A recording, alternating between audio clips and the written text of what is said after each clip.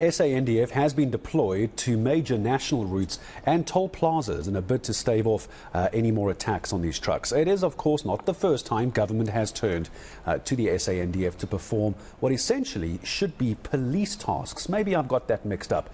Let's get a sense of how this should actually be used. The last time this happened was during COVID-19 as well, but it's a huge pleasure to welcome to the show Director of the African Defence Review, Darren Olivier, making time for us this morning. Hello, Darren. Are we overusing the SANDF? Good morning. Good morning. Yeah, absolutely. I think there's been a trend in recent years of using the SANDF to cover up anytime a different government department has any kind of failure or can't cope. You know, whether it's the police or, National Medical Services or similar, it really gets overused. And it's becoming quite an issue, I think, especially as the SANDF itself gets cut back further and further and has fewer and fewer resources to actually deal with this. It does seem like it's going to be a problem because I've spoken to other experts, and I'm sure yourself during the COVID-19 pandemic as well. Overstretched is the word often used as well, because what sort of difference could the SANDF do in a case like this when they're so under-resourced as opposed to just getting more police on the ground? I feel like I'm walking into a tiger's trap at this point between SAPS and SANDF, but why not? Let me ask you the question. No, for sure. I mean, there are approximately 12,000 actual foot soldiers in the SANDF, if you exclude, people in specialist units and supporting roles and all the rest. That's not many troops, right? I mean, that's much smaller than the police. The police have approximately 90,000 uniformed officers available. Obviously, not all of them are field level, but many, many more than the SANDF. At the same time, the SANDF is committed all the time. There are troops doing peacekeeping, troops doing border patrol.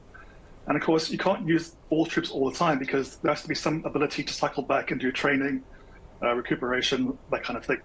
So what we have is a much smaller SANDF now doing more tasks. And there's a limit to how much and how often you can use it. We don't know how many troops are deployed this time around. So all we've seen so far is relatively a handful. But long term, this can't be sustained. The SANDF just doesn't have enough troops for this. And using them for this purpose cuts into the SANDF's regular training and other cycles. So really the question becomes, of course, well, what's the long-term play here? Because not only can't it be sustained with the SANDF in terms of personnel, but the SANDF doesn't have the same abilities, training, and rights and powers as the police do. I was about to ask you about mandates, Darren. You took me there very nicely. Can we discuss mandates for a second? Because what can the SANDF do if, for example, they stumble upon a suspected criminal but it is a civilian? You'd normally need the police to come in and make the arrest. Can the SANDF even do that? Well, according to the Defence Act, SANDF officers, when deployed to help the police, do have certain rights of peace officers. One of them is the ability to detain people. However, they can't actually, they don't have the same powers of arrest, so they must hand over anyone detained to the SAPS within a certain amount of time. Similarly, the SANDF isn't allowed to conduct its own criminal investigations. For that, they have to also defer to the SAPS. Also, the SANDF can't really operate independently, so they can't decide, how and where to go, how to operate. They have to do so in cooperation with the SAPS. So it isn't a case where the SANDF can replace the SAPS in this role. Only augment them. So typically the reason the SANDF is used for this is to add more manpower in a shorter period of time. But again, this is a very, very short-term intervention. It's not something that can be done again and again and again or on a long-term basis. When you mentioned the numbers that you did earlier, 90,000 there or thereabouts police on the ground versus roughly 12,000 SANDF, I'm curious about your thoughts on the optics.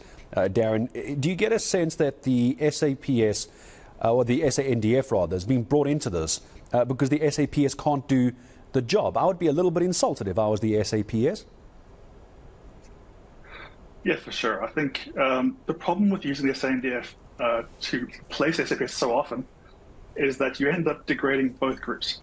You end up further dropping trust in SAPS, you end up dropping SAPS morale, at the same time as, of course, you use the SANDF in a role it isn't meant to be doing. So soldiers don't really like doing policing work either. They'd much rather be doing regular soldiering work. So, longer term, as we keep doing this, we end up making the SAPS and the SANDF worse. And that's obviously not good for SA as a whole. It isn't a good long-term play.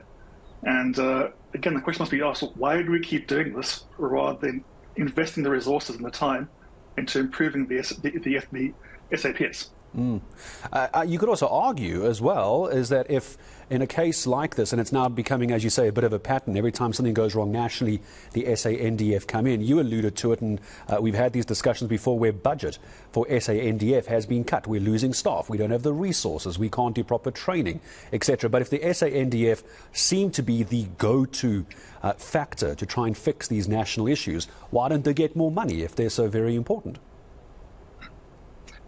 That's a great question. And in fact, there's news just yesterday that the SANDF will receive a further 10% cut this year outside of the regular budget cycle. So, effectively cuts upon cuts upon cuts, both in terms of actual operational spending and funding, personnel funding, and of course, just everything. So this is a case where you're stretching it further and further and further, which of course is causing morale to drop, people to resign. It's really, again, a very, very bad situation in terms of long-term sustainability. Yeah. I'm going to ask you this just as I start saying goodbye to you, Darren, as well. So in a situation, I'm trying to get my head around the ranking and the ranks and who's actually in charge here.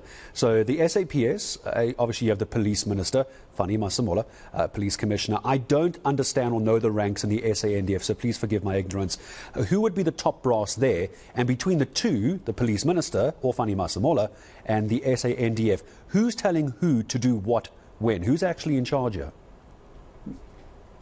So typically how this is arranged is it's coordinated by one of the provincial joint operations centers. So in that case, it's often a Defence Force colonel in charge of that little center, or at least of the Defence Force portion of it. So on the ground, there's no command over the other. So the SANDF doesn't command the SAPS or vice versa. Instead, it's all coordinated via the GOC on a day-to-day basis. So at any time, the SAPS coordinator or commander will make a request. The SANDF will then decide whether or not to comply with that. But it's very important to note there is no actual command over each side. Darren, and, I appreciate. In general, the SAPS retains command overall in terms of policing in South Africa. Sure.